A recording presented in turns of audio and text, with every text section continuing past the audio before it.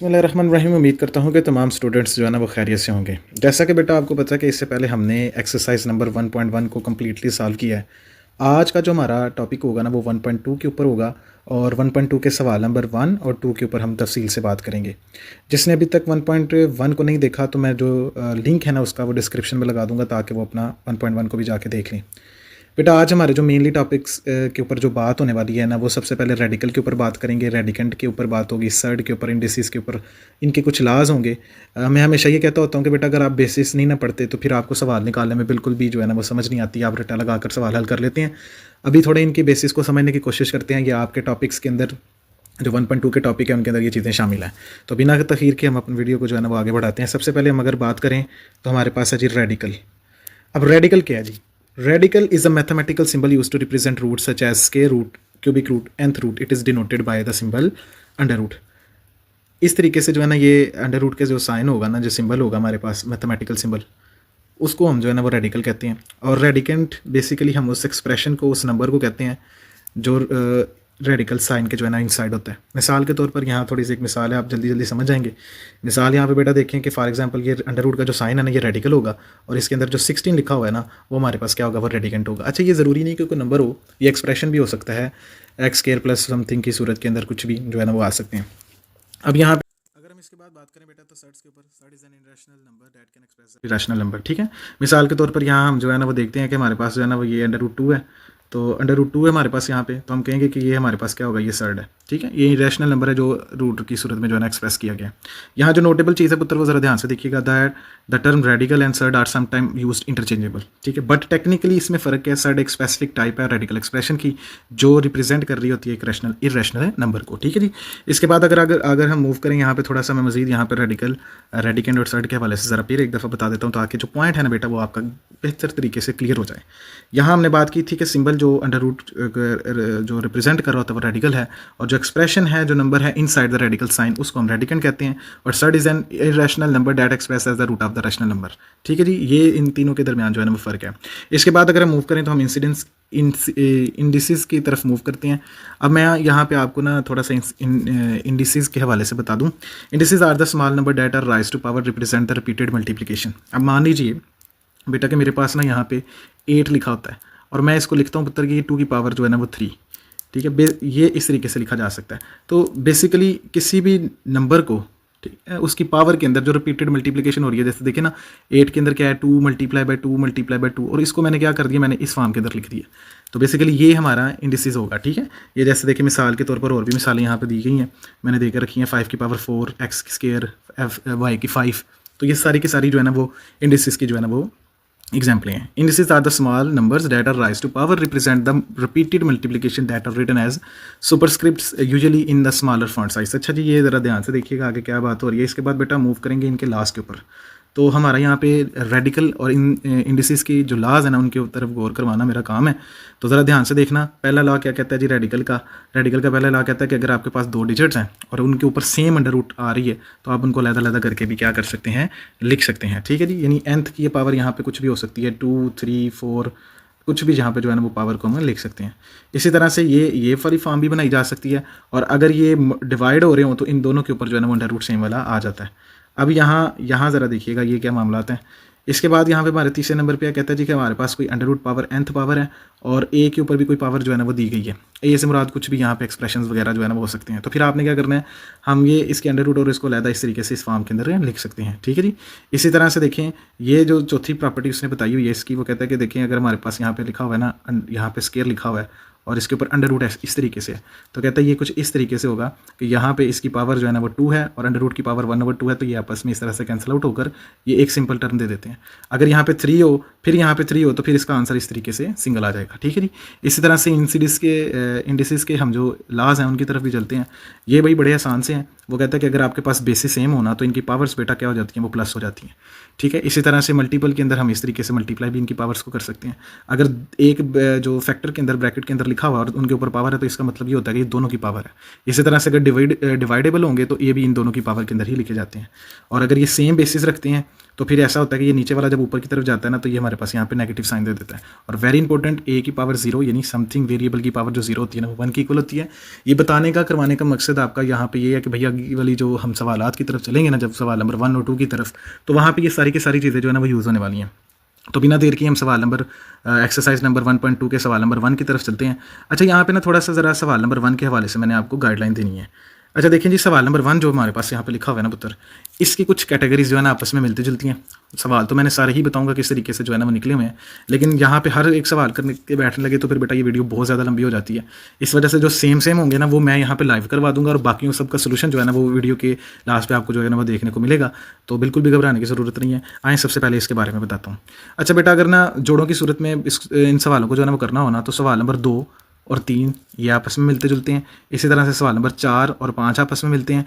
यहाँ इस कैटेगरी में 1 वाला कैटेगरी में लाई नहीं कर रहा, इसी तरह से ये वाला भी किसी कैटेगरी के अंदर लाई नहीं कर रहा। हाँ, यहाँ डिनोमिनेटर का हवाला रैशनलाइज करना, वो भी मैंने इसके ऊपर बात नहीं की, मैं बस सवाल की पहचान करवा रहा हूँ वो किस तरीके से होगा। यहाँ पे डिजिट वाला जो आ रहा है ऊपर भी डिजिट है, लेकिन ये अंडर रूट की फॉर्म के अंदर डिनोमिनेटर के अंदर जो है ना वो चीज़ें आ रही हैं। सवाल नंबर 1 के अंदर वो पता क्या कहता है, वो कहता है आपने करना है जी इसको रैशनलाइज करना है डिनोमिनेटर को इनके फॉलोइंग। अच्छा जी पुत्र, मैंने ना पीछे वाली एक्सरसाइज के अंदर भी बताया था कि बटे की ऊपर वाली रकम को हम डिनोमिनेटर कहते हैं और बटे की नीचे वाली रकम को हम ना डिनोमिनेटर कहते हैं। ठीक है जी, क्या कहते हैं हम? डिनोमिनेटर। और ऊपर वाले को क्या कहते हैं? डिनोमिनेटर कहते हैं। अब हमने क्या करना है, हमने ना डिनोमिनेटर वाले हिस्से को जो है ना वो सॉल्व करना है। बड़ी बात बताने लगा, गौर करके समझना। डिनोमिनेटर को जब रैशनलाइज करना होता है ना बच्चे, तो हम क्या करते हैं, हम इसके जो है ना वो इसके इमेजिनरी हिस्से को जो है ना वो लेकर, यानी अगर मैं आम अल्फाज के अंदर बता दूँ ना, तो इसका कॉन्जुगेट से मल्टीप्लाई और डिवाइड भी करवाना है। अब मैं ज़रा बताता हूँ कैसे। जैसे कि देखिए पहले सवाल के अंदर लिखा हुआ है ना 4 + √3, तो क्या होगा, इसको जब आगे मतलब हम सॉल्व करेंगे 13 को इस तरीके से, तो इसको रैशनलाइज करवाने का मतलब है कि भाई इसके 4 - √3 और 4 - √3 से मल्टीप्लाई डिवाइड भी करवाना है। तो यानी ये इसका कॉन्जुगेट ले लिया हमने। कॉन्जुगेट लेकर जो है ना इसके दरमियान वाले साइन को जो है ना वो चेंज करना है, उससे ही मल्टीप्लाई करवाना है, उससे ही डिवाइड करवाएंगे, तो ये रैशनलाइज करने का तरीकेकार होता है। सवालों को निकाल के देखते हैं जी। सबसे पहले मैंने बताया कि सवाल नंबर 1 जो है ना वो डिफरेंट है, सवाल नंबर 2 को भी निकालना है, लेकिन आए जी पहले सवाल नंबर 1 की तरफ चलते हैं। यहाँ पे देखें लिखा हुआ है, बड़ी आसानी से मैं इसको निकालूंगा। 13 लिखा हुआ है जी 13/4 + √3, और यहाँ पे मल्टीप्लाई हम करवा देंगे 4 - √3 / 4 - √3। अब क्या होगा, ऊपर वाले की रकम से मल्टीपल करेगा, नीचे वाले से करेगा, लेकिन नीचे वाले के अंदर यहाँ पे पुत्र हमारे पास ना फार्मूला बनेगा, यानी एक दफ़ा जमा में है तो ये वाला फार्मूला a का स्क्वायर - b का स्क्वायर। तो ये हमारे पास थोड़ा सा ज़रा पेन को ज़रा इसकी नीब छोटी कर लेते हैं जी।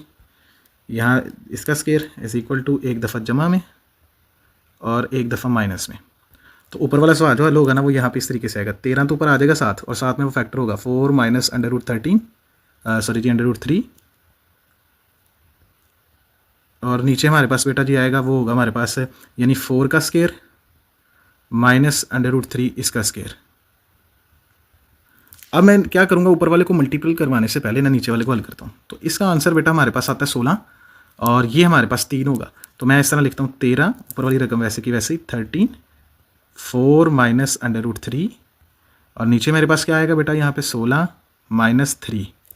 मज़ीद देखें स्टेप क्या होगा, 13, 4 - √3, और नीचे भी क्या आएगा बेटा 13। तो ये 13 से कैंसिल हो जाएगा, और ये जो है ना हमारे पास आंसर होगा ये आपका।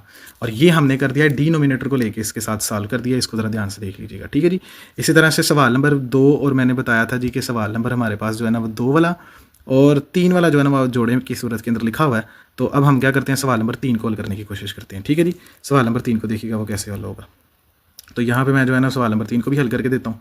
आपने क्या करना है, आपने सवाल नंबर 2 को खुद हल कीजिएगा। ठीक है जी। यहाँ इससे कॉन्सेप्ट लीजिएगा किस तरीके से मैं हल कर रहा हूँ, लेकिन याद रखिएगा वीडियो के एंड पे मैंने सारे ही सोल्यूशन दिए हुए हैं, अगर प्रॉब्लम हो तो उसको ज़रा साथ देख लिए। यहाँ पे लिखा हुआ है हमारे पास जी √2 - 1 / √5, क्योंकि बेटा अब क्या करना है हमने इसके डिनोमिनेटर के साथ ही इसको सॉल्व करना है। तो याद रखिएगा डिनोमिनेटर को सॉल्व करने के लिए हम क्या करते हैं जी, डिनोमिनेटर से सॉल्व करने के लिए हम क्या करेंगे जी, इसके उल्ट साइन से इसको क्या कर देंगे, मल्टीप्लाई भी और डिवाइड भी।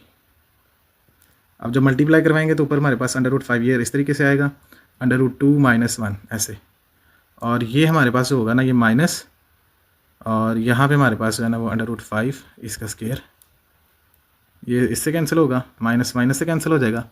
और जो जवाब हमारे पास आएगा ना वो फ़िलहाल हम ऐसे लिखेंगे पहले, √10 माइनस √5। चलिए बेटा देखिए, अब हम सवाल नंबर जो है ना वो 3 की तरफ चलते हैं। यहाँ पे हमारे पास सवाल है जी √2 ओवर √5। क्या करना है जी, अब याद रखिएगा यहाँ पे ना ये कॉन्जुगेट वाला जो मामला है ना उसके साथ हमने इसको मल्टीप्लाई डिवाइड करवाना है। अच्छा, यहाँ पे जो ए फैक्टर है वो 0 है, ठीक है, बी फैक्टर तो है, लेकिन अब हम क्या करेंगे, सिर्फ बी फैक्टर को ही हमने माइनस से मल्टीप्लाई भी करवाना है और माइनस से डिवाइड भी करवा दिया, ठीक है जी। ये कॉन्जुगेट हो गया इस चीज़ का। याद रखिए यहाँ पे जो ए की रकम है ना वो 0 है। अब क्या होगा, ऊपर वाले के साथ मल्टीपल करेगा, तो यहाँ पे मैं लिख रहा हूँ माइनस, इस तरीके से लिखूँगा माइनस √5 और यहाँ पे √2 माइनस 1 और नीचे हमारे पास क्या आएगा जी माइनस और यहाँ पे √5 और इसका जो है ना वो स्केयर। नेक्स्ट स्टेप देखिएगा, ये वाला 2 तो इसके √, से कैंसिल आउट हो गया। अच्छा, तो ये वाला माइनस इस वाले माइनस से कैंसिल आउट हो गया। अब ये जो है ना वो लॉ ऑफ जो रेडिकल था ना वो क्या कहता है, वो कहता है कि आपके पास अगर ये अलग अलग डिजिट हों तो फिर आपने क्या करना है, आप इनको इस तरीके से मल्टीपल के अंदर लिख सकते हैं। और ये वाली रकम जो इससे मल्टीप्लाई करेगी तो वो क्या होगा जी, वहाँ पे भी हमारे पास क्या आ जाएगा, माइनस √5। अब मैं इसको थोड़ा मज़ीद सिंप्लीफाई करता हूँ तो ये हमारे पास होगा जी √10 माइनस √5 और इसके नीचे भी बेटा 5 था ये वाला, और इसके नीचे भी क्या होगा, 5 होगा। तो बेटा ये होगा हमारा आंसर, ठीक है जी। इस तरीके से मज़ीद आगे वाले सवाल की तरफ भी चलते हैं। अच्छा जी, यहाँ पे अगर किताब आपने सामने रखिएगा, फोकस ऑन योर बुक, और बेटा यहाँ पे देखें हमारे पास सवाल नंबर जो 4 है और जो 5 है ना वो सेम तरह के हैं। तो मैं ऐसा करता हूँ कि सवाल नंबर 4 करूँगा, लेकिन याद रखें 5वें का भी जो सोल्यूशन है ना वो वीडियो क्लास पे आपको जो है ना वो मिल जाएगा। तो इसलिए वीडियो के अंदर जो है ना वो बने रहिएगा, देखिएगा किस तरीके से हम सॉल्व करते हैं। बड़ी आसानी के साथ हम इसको कोशिश कर रहे हैं सॉल्व करने की, आपकी हेल्पिंग के लिए, ठीक है जी। नेक्स्ट देखिएगा, हमारे पास सवाल लिखा हुआ है जी 6 minus 4 √2 over 6 plus 4 √2। This is the nominator and this is the denominator. तो हमने डिनोमिनेटर के साथ इसको सॉल्व करना है, तो हम लिखेंगे इस तरीके से 4 यहाँ पे हमारे पास 4 आ जाएगा √2 ओवर 6 माइनस 4 √2। नेक्स्ट स्टेप, ऊपर वाले के साथ मल्टीपल करेगा, लेकिन मसला बेटा यहाँ पे क्या है, अब ये ना दोनों सेम तरह के आ गए हैं, तो ये स्केयर में आ जाएंगे। किस में आ जाएंगे जी, ये स्केयर में आ गए हैं। और नीचे वाला डिफरेंस फार्मूला लग रहा है, तो वो 6 का स्केयर माइनस 4 √2 इसका स्केयर। ध्यान से बेटा इस सवाल को देखना है, ठीक है जी, कैसे कर रहे हैं हम। अब ना हमने क्या करना है, ऊपर वाले का ना स्केयर ओपन करते हैं। अब ऊपर वाले का जो फार्मूला यहाँ पे मैं लगाऊंगा ना वो ये कुछ यूँ होगा, ए का स्केयर प्लस बी का स्केयर, माइनस दरमियान में, तो -2ab जो कि बराबर होगा a माइनस बी इसके स्केयर के, ठीक है जी। और नीचे वाला ना वही डिफरेंस फार्मूला, ए का स्केयर माइनस बी का स्केयर इज इक्वल टू एक दफ़ा जमा में लिखा हुआ है, एक दफ़ा माइनस में लिखा हुआ है, और इस तरीके से जो है ना हमने उसको इस फॉर्म के अंदर ले आए हैं। अब इसको मज़ीद नीचे से सॉल्व करेंगे, फार्मूले लिख दिए ताकि पता चल जाए किस तरीके से इसको होना है। नेक्स्ट देखिएगा बेटा, उस मैं फार्मूला लगाने लगा ऊपर वाले डिनोमिनेटर के ऊपर। तो पहले आएगा ए का स्केयर, तो ए हमारे पास 6 है। इसी तरह से हमारे पास आएगा 4 √2, तो ये हमारे पास बी का स्केयर आ गया। क्या आ गया बेटा, बी का स्केयर। और इसी तरह से -2 ये ए और यहाँ पे बी आ जाएगा ऐसे करके। और नीचे वाला जब डिफरेंस फार्मूला मैं ओपन कर रहा हूँ तो 6 का स्केयर यानी 36 आ गया, -16। अच्छा, ये 4 का स्केयर किया तो 16। अब √2 वाला जो है ना बेटा, ये देखिएगा, ये जो हमारे पास √2 है ना बच्चे, ये वाला इसके साथ कैंसिल होगा, तो फिर यहाँ पे सिर्फ 2 ही बचेगा। बात समझ रहे हैं मेरी। अब ऊपर वाले को ज़रा मज़ीद सिंप्लीफाई करते हैं, तो यहाँ पे आ जाएगा 36। अब फिर वहाँ पे हमने क्या काम करना है, यहाँ पे लिखेंगे हम 16 और √2 तो मैं इधर 32 कर रहा हूँ। जैसे यहाँ पे 16 और 2, ये भी इसी तरह का मामला है ना ये वाला, ये तो यहाँ पे भी 16 और 2 था, तो इस वजह से ये भी 16 और 2 होगा, तो ये 32 हमने डायरेक्ट लिख लिया यहाँ पे। अब ये क्या होगा, 2 6 बार 12 और 12 4 बार 48 और √2 वैसे का वैसे ही, तो -48 √2 ओवर, और यहाँ पे हमारे पास होगा 36 -32। अब मज़ीद ऊपर वाले को जब जमा करेंगे तो क्या होगा जी, ऊपर वाला रकम हमारे पास कुछ यूँ आ जाएगी, वो होगा 68 -48 √2 और नीचे हमारे पास क्या आ गया बेटा 4। अब क्या होगा जी, देखिएगा ध्यान से समझिएगा। मैं क्या करता हूँ, मैं ना 4 को जो है ना वो क्या करता हूँ, कॉमन ले लेता हूँ ऊपर में।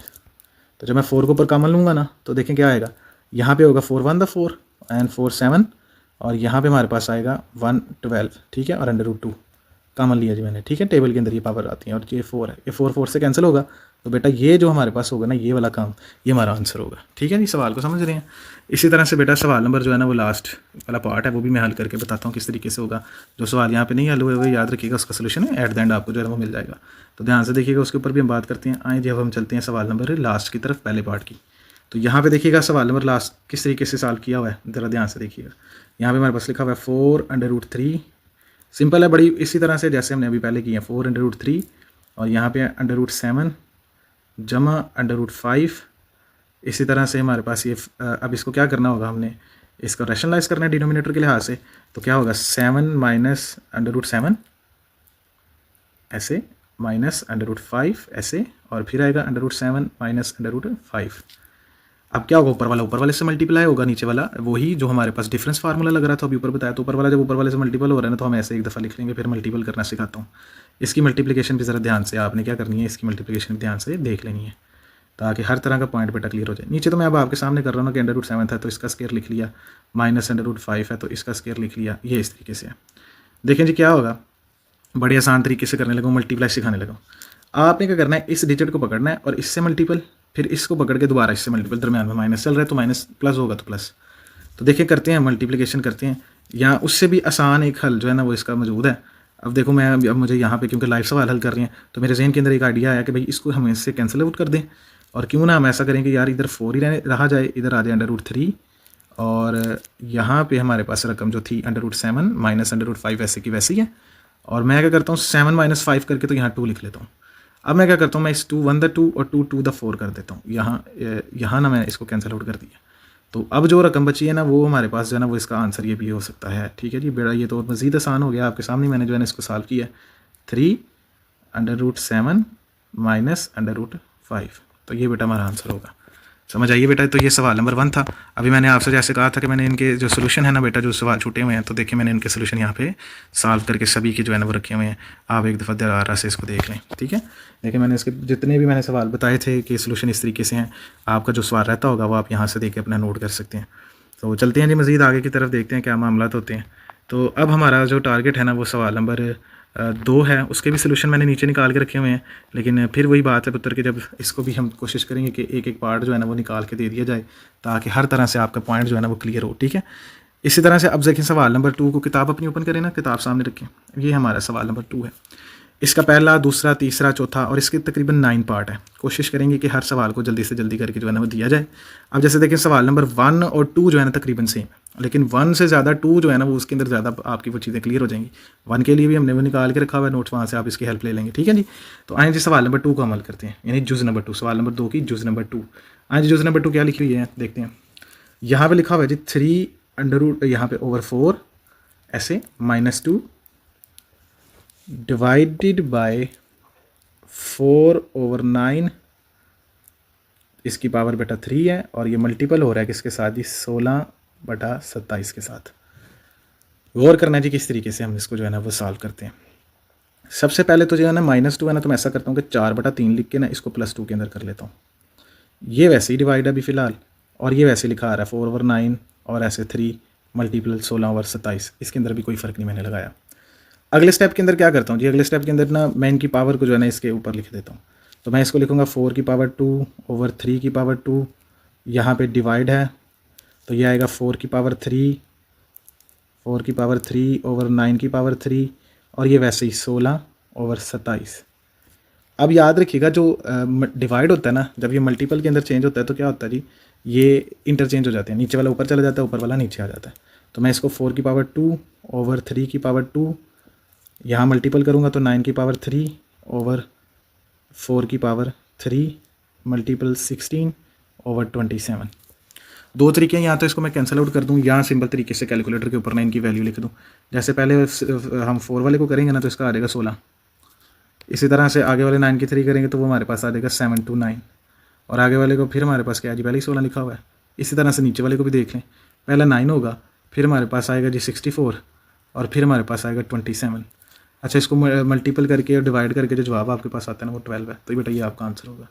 ठीक है, बड़ी आसानी के साथ हमने इसको हल किया। देखिएगा अगर समझ नहीं आई कहीं पे भी तो मुझे फिर बताना, मैं दोबारा इसको बता दूंगा। ठीक है जी, इसी तरह से सवाल नंबर जो 3 है ना वो भी इसी तरह से है। उसका कॉन्सेप्ट थोड़ा सा ज़रा मैं यहाँ पे देता हूँ, ज़रा गौर करना। यहाँ पे ना वो बस एक पॉइंट है कि यहाँ पे वो लिखा हुआ है कि 0.027 और इसके ऊपर लिखा हुआ है जी 1 - 1/3। हमने अभी पावर उसकी पढ़ी थी ना, प्रॉपर्टीज़ के नीचे जाके पॉजिटिव हो जाता है। तो यहाँ दो काम आपने करने हैं। पहले तो एक आपने क्या करना है 27 ओवर इसको कर लेना है 1000, ठीक है। शारिये के बाद हमने 1 लगाना है और बाकी आगे 0 लगाने हैं। और इसी तरह से ये अभी पहले हमारे पास ये आएगा -1/3, और लेकिन जब हम इसको क्या करेंगे वो पॉजिटिव के अंदर चेंज करेंगे तो ये नीचे चला जाएगा और ये ऊपर चला जाएगा, ठीक है। तो इसी तरह से मैंने इसका भी निकाल के रखा हुआ है। आप इसके भी जब देखेंगे, इसके नोट्स देखेंगे अभी वीडियो के बाद में बताता हूँ, तो उसको ज़रा गौर से समझ लीजिएगा, ठीक है जी। अभी आगे चलते हैं, बिना तखीर किए। भाई वीडियो बहुत ज़्यादा लंबी नहीं होने देनी हमने, ठीक है, ताकि जल्दी जल्दी से बच्चे जो है ना इसको देख लें। अब सवालों को ज़रा जो है ना वो बड़ा इंपॉर्टेंट सवाल माने जाते हैं पेपर पॉइंट ऑफ व्यू से। हम करने जा रहे हैं जूस नंबर 4, तो वेरी इंपॉर्टेंट है ये वाली जूस नंबर 4 के अंदर वो क्या कहता है, ज़रा ध्यान से देखिएगा। इस तरीके से ना उसने एक अंडर रूट लिखा हुआ है और 7th रूट है ये, और यहाँ पे उसने लिखा हुआ है x की पावर 14 और आगे उसने लिखा हुआ है y की पावर 21। अपनी किताब सामने रखी ना। और इसी तरह से उसने रखा हुआ है z की पावर 35 और इसी तरह डिवाइडेड के अंदर y की पावर जो है ना वो हमारे पास 14 है और जो z है ना हमारे पास उसकी है जी 7, ठीक है जी, क्या है जी 7 है। हम क्या करेंगे, पहले इसकी बेस के मुताबिक इसको सॉल्व करते हैं और फिर इसको देखते हैं क्या मामला है। अब बेस ये कहती है कि x जो उनकी बेसिस सेम होती है ना, उनकी पावर आपस में ऐड माइनस हो सकती हैं ऊपर नीचे। अब x तो मेरे पास है ही कोई नहीं, तो x के लिए तो मैं कुछ भी नहीं कर सकता, उसको तो मैं ऐसे ही लिख लूँगा। अब y यहाँ पे 21 है, नीचे 14 है, ऊपर y की वैल्यू बड़ी है, तो जब मैं 21 में से 14 निकालूंगा तो याद रखना वो 7 आएगा, तो मैं ऊपर लिख सकता हूँ इधर y की पावर 7। इसी तरह से जो हमारे पास 35 है, 35 वाले को जब मैं करूँगा ना z के साथ तो वो उसकी आ जाएगी 28। और याद रखिएगा 7th रूट का मतलब होता है कि ये 1/7 है। तो यहाँ पे x की पावर 14 ज़रब आपने क्या करना है 1/7, इसी तरह y की पावर 7 ज़रब 1/7, इसी तरह z की पावर 28 मल्टीप्लाई 1/7। तो ये जब कैंसिल आउट होंगे इस तरीके से जो इसका आंसर होगा, जैसे इसका 2 आ गया, इसका 1 आता है, और इसके लिए आपके पास कितना आता है जी 4। तो मैं इसका जवाब लिखूँगा यहाँ पे, जो मेरे पास जवाब होगा वो होगा x की 2, y और z की 4। तो ये हमारे पास इसका आंसर है, ठीक है। ये सवाल हमने इस तरीके से जो है ना बड़ी सिंपल तरीके से सॉल्व करने की कोशिश की है। तो देखिएगा बड़ा आसान है, इसके नोट्स भी आपको जो है ना वो प्रॉपरली मिल जाएंगे। जल्दी जल्दी से आगे वाले सवाल की तरफ चलते हैं पुत्र। तो आगे वाला सवाल हमारे पास फिर बड़ा इंपॉर्टेंट है जी। 5वां सवाल देखने में बड़ा खौफनाक लगता है, बच्चों को करने में प्रॉब्लम होती है, लेकिन इंतहाई आसान। देखिए कैसे लिख रहे हैं हम, 5.25 और इसके ऊपर है जी n+1 और -25, यहाँ पे 5 इसकी पावर 2n, और नीचे जो है ना हमारे पास वो है होगा 5.5 2n + 3 और -25 और आगे होगा n+1। और बच्चे जी अब मैं क्या करूँगा, देखिएगा स्टेप बाय स्टेप इसको सॉल्व करता हूँ। ध्यान से ज़रा समझिएगा किस तरीके से मैं ना इसको सॉल्व करने लगा हूँ। सबसे पहले मैं ना इसको प्राइम फैक्टराइजेशन के अंदर लिखूँगा, एक ये 25 और एक इसको, और ये वाले जितने भी 25 की रकमें मेरे पास है ना, कोशिश करूँगा कि सबको मैं जो है ना वो 5 की बेस के अंदर चेंज कर दूँ। तो ये तो पहले ही 5 है डॉट। अब मुझे पता है 25 किसके बराबर होता है, ये 5 की पावर 2 के बराबर होता है। अच्छा इसके ऊपर क्या था, इसके ऊपर था जी n+1, ऐसे ही रहेगा।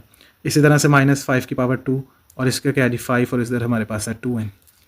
इसी तरह नीचे देखिएगा यहाँ पे हमारे पास ना 5 है डॉट, ये दोबारा से वैसे 5 आगे वाले इस हिस्से के अंदर जाकर ना इसको चेंज करते हैं कि ये जब पावर्स लॉज ऑफ इंडिसेस को यूज़ करेंगे ना तो वो देखिएगा किस तरीके से होगा फिर, ठीक है। तो यहाँ पे भी -5 की पावर 2 और यहाँ पे है साथ n+1। ध्यान से बेटा देखना है। अब ना इसकी पावर जो है ना वो 1 1 है, जो सिंगल यहाँ पे लिखा हुआ है ना उसकी पावर 1 1 है 5 की। तो याद रखें बेसिस जब आपके पास सेम होती हैं तो वो क्या करता था, वो कहता था कि इनके जो पावर्स हैं ना वो ऐड हो जाएंगी। तो हम क्या करेंगे, इनकी पावर्स को ऐड करते हैं और थोड़ा सा इसको मज़ीद सिंप्लीफाई करते हैं ताकि आपको आसानी से समझ आ जाए। तो मैं क्या करता हूँ, अभी पहले मैं क्या करता हूँ, मैं इसको 5 को ऐसे लिखता हूँ, आगे मल्टीप्लिकेशन कर लेते हैं पहले 5। तो यहाँ हमारे पास होगा 5 की पावर 2 n+1, ठीक है। यहाँ पे n प्लस और ये 2 इससे मल्टीप्लाई करेगा तो 2 हो जाएगा, ठीक है। और इसी तरह से आगे वाला भी हमारे पास होगा जी -5 की पावर 2n+2 और नीचे हमारे पास क्या आएगा, वो आएगा जी हमारे पास 5 की पावर, देखिए ज़रा गौर कीजिएगा, यहाँ पे हम लिखेंगे 5 और ये इससे मल्टीपल होंगे अलग-अलग करके, तो इधर आएगा पहले 5। अब लिखूँगा मैं यहाँ पे डॉट 5 की पावर 5 की पावर 2n जमा 3 और माइनस 5 2n जमा 2। अब कॉमन लेंगे, बड़े सिंपल तरीके से हल हो जाएगा। देखिए अब यहाँ पे ना जो समझाने वाली चीज़ है, ये वाला फैक्टर और ये वाला फैक्टर कॉमन है। तो मैं यहाँ पहले वाले फैक्टर में अगर मैं यहाँ पे लिखूँ 5 2n प्लस 2 कॉमन लिख लेता हूँ मैं। तो पहले वाले हिस्से में बचा 5 ये वाला, और आगे वाले हिस्से में क्या बचा -1। और इसी तरह से नीचे वाले के अंदर देखें तो यहाँ पे 5 एंड 2n प्लस 2 जो है ना वो कॉमन होगा। 5 2n प्लस 2 कॉमन लिया तो देखें यहाँ पे क्या आया हमारे पास, यहाँ पे हमारे पास आया पहले 5 की पावर 2। अच्छा ये 5 की पावर 2 कैसे, देखें यहाँ पे 3 था ना पुत्र, तो एक पावर इसकी, तो 2 तो इसके अंदर बाहर है, तो एक यहाँ से बची एक यहाँ से बची, तो इस वजह से यहाँ पे 2 है। और यहाँ पे हमारे पास आगे होगा -1। तो ये वाला तो सेम है, तो इससे कैंसिल आउट हो गया। ऊपर वाला 5 में से 1 निकालेंगे तो हमारे पास कितना आएगा 4, और ये नीचे हम 25 में से 1 निकालेंगे तो हमारे पास कितना आएगा 24। मज़ीद इसको सॉल्व करेंगे तो हमारे पास आंसर कितना आ गया 1/6। तो इस तरीके से देखें बेटा हमने इसको भी सॉल्व किया है। इसी तरह से सवाल नंबर 6 की जाने भी चलते हैं, और फिर 8वां मैंने आपको करवाना है और 9वां जो है ना वो मैं आपको करवाऊँगा, 8वां और 9वां, ठीक है। 7वां सवाल मैंने आपके ऊपर छोड़ देना है। छठे सवाल की तरफ चलते हैं जी, देखते हैं क्या क्या मामला हैं इसके भी। ये हमने सवाल जो है ना आसानी से किया है। देखें इसके स्टेप ज़्यादा लंबे हैं, इस वजह से जो है ना मैंने हर सवाल को कोशिश करनी है कि आपको निकाल के दें। तो वीडियो की तो ऐसे जो है ना वो आगे पीछे करेंगे तो फिर इसकी कोई भी समझ नहीं आनी। सवाल नंबर 6 के ऊपर भी लिख लें, वेरी वेरी इंपॉर्टेंट। यहाँ पे लिखेंगे पुत्र 16, और यहाँ पे हमारे पास है जी x + 1 साथ में +20 4 2x ओवर, यहाँ पे लिखा हुआ है 2x - 3 ज़रब 8x + 2 ये चीज़। तो अब देखो मैं 16 को 20 को और 8 को क्या करता हूँ, इसको प्राइम फैक्टराइजेशन के अंदर लिखने की कोशिश करते हैं। अच्छा देखते हैं कि क्या मामला आते हैं आगे। 20 को या इसको किस तरह से करने की ज़रूरत है, बड़ी आसानी से कोशिश करूँगा कि इसको भी सॉल्व करके दे दूँ। तो मैं क्या करूँगा, देखें यहाँ पे हमारे पास है 2 की पावर 4 यानी 16 को लिख सकता हूँ। इसके साथ पुत्र x मल्टीपल हो रहा है और साथ में फिर इधर 4 आ जाएगा। ये देखें ना, ये x + 1 था ना, तो 4 आया ना, तो उससे हमने मल्टीपल करके डायरेक्ट लिख लिया। साथ में इसके जी +20 है, और साथ में 4 को मैं इस तरह से लिख सकता हूँ 2 की पावर 2, तो ये हो जाएगा 2 की पावर 4x। और नीचे वाले फैक्टर के अंदर हम देखते हैं हम क्या लिख सकते हैं। यहाँ पे देखिएगा हमारे पास 2x - 3 मौजूद है, और ये 8 की फैक्टर को जो है ना इसको भी मैं कोशिश करता हूँ कि ये 2 की पावर के अंदर लिखा जाए, तो ये 2 की पावर 3 होता है वैसे। तो इधर मैं लिखूँगा 2 की पावर x - 3 मल्टीप्लाई 2 की पावर 3x + 2, ठीक है जी, 2 की पावर 3x। और अच्छा जी ये x + 2 पहले ऐसे लिखेंगे, फिर मल्टीपल करके तो इसको जो है ना वो आगे हमने लिखना है, ठीक है जी। अब देखते हैं ऊपर वाले के अंदर क्या होता है। ऊपर वाले के हिस्से के अंदर अगर हम देखें तो 2 की पावर 4x जो है ना वो कॉमन आ जाता है। तो मैं इधर लिखूँगा 2 की पावर 4x कॉमन, ऊपर 2 की पावर 4 वाला एक बचा ऐसे, और साथ में 20 बचा। जबकि इसके नीचे जो है ना वो ज़रा देखें वो क्या होगा, ज़रा ध्यान से इसको समझना, यही पॉइंट है समझने वाला। अब मैं क्या करता हूँ, देखें ये हमारे पास ना 3x था और ये ज़रब हो रहे हैं आपस में, तो ये भी x है, 3 और 1, तो मैं इधर लिख सकता हूँ 2 की पावर 4x, ठीक है। इसी तरह से 2 की पावर 2 थी, यहाँ पे 6 हो जाएगा ना, यहाँ पे 3 इससे जब मल्टीपल करेगा तो ये हमारे पास 6 हो जाएगा। तो 6 में से 3 निकालेंगे तो बेटा हमारे पास कितना आएगा, तो वो भी हम लिखेंगे 2 की पावर यहाँ पे 3। अब क्या करना है जी, अब बड़ा सिंपल तरीका जी, इसको इसके साथ कैंसिल आउट कर दिया। ऊपर 2 की पावर जो 4 है ना ये दोबारा 16 के इक्वल होती है, और ये हमारे पास 20 है, तो नीचे हमारे पास कितना जी वो 8 आ गया। अब देखते हैं कि ये मज़ीद कैंसिल आउट होते हैं कि नहीं। तो ये हमारे पास ऊपर 36 आ गया, नीचे 8 आ गया, 2 के टेबल पे ये जाते हैं जी, तो ये 9 ओवर जो है ना वो 2 होगा, तो ये हमारा आंसर होगा, ठीक है जी। इस तरह से बेहतर देखें मैं नीचे वाले सवालों को मज़ीद हल किया हुआ यार, तो वो भी मैं आपके साथ शेयर करता हूँ। देखें किस तरीके से है। ये सवाल नंबर 1, ठीक है, ये भी आप देख लें। सवाल नंबर 2 3 4, इसी तरह से ये देखें 5 वाला जो भी सॉल्व किया है, ये 6 वाला जो भी सॉल्व किया है, ठीक है। ये मैंने आपको बोला था कि खुद ज़रा देखिएगा इसको। अच्छा ये भी देखिए मैंने स्टेप के अंदर सॉल्व किया, इसको भी ज़रा समझने की कोशिश करते हैं। 3 की पावर n है प्लस, अब ये 3 की है ना, तो मैंने इसको प्राइम फैक्टराइजेशन में 3 की पावर 2 लिख दिया हुआ है, ठीक है। इसी तरह से ये मल्टीप्लाई करेंगे दोबारा से, देखें इसके अंदर ये नीचे वाले भी इसी तरह से मल्टीप्लिकेशन हो रही हैं, ध्यान से देखिएगा इन सवालों को। तो आगे का किया मैंने यहाँ पे 3 की पावर 2n - 2 है, तो जब ये मल्टीपल आपस में हो रहे हैं तो इनकी पावर जो है ना वो ऐड हो जाएंगी, तो 2n + 1 तो ये 3n हो जाएगा, और जबकि -2 - 1 तो -3 है, ठीक है। तो ये देखिए ये -3 इस तरीके से लिखा हुआ है। अब देखिए इनकी बेसिस सेम थी, ये भी 3 की बेस है, ये भी 3 की बेस है। तो हम क्या करेंगे, तो ये हमारे पास ऊपर जो है ना ये ऊपर माइनस हो जाएगा जाके, ये माइनस का 3s और ये जो माइनस है ये प्लस के अंदर, तो हल करेंगे तो ये आएगा। इसको मज़ीद सॉल्व कर लेंगे तो हमारे पास ये आ जाएगा। तो मैंने पहले ही बेटा इसको सॉल्व करके जो है ना वो रखा हुआ है, लेकिन मैं कोशिश करता हूँ कि ज़्यादा से ज़्यादा जो है ना वो सवाल निकाल दी जाए, लेकिन वीडियो लंबी ज़्यादा ना हो, इस वजह से फिर मैंने जो है ना नीचे वाले सवालों को आपको यहाँ से बताने की कोशिश की है। लेकिन पॉइंट सब क्लियर है, ठीक है। ना समझ आएगी तो बेटा फिर पूछ लेना आपने। इसी तरह से यार ये देखिए मैंने इस सवाल को भी हल किया, ये आपके सामने है, इसको करने की कोशिश कीजिएगा और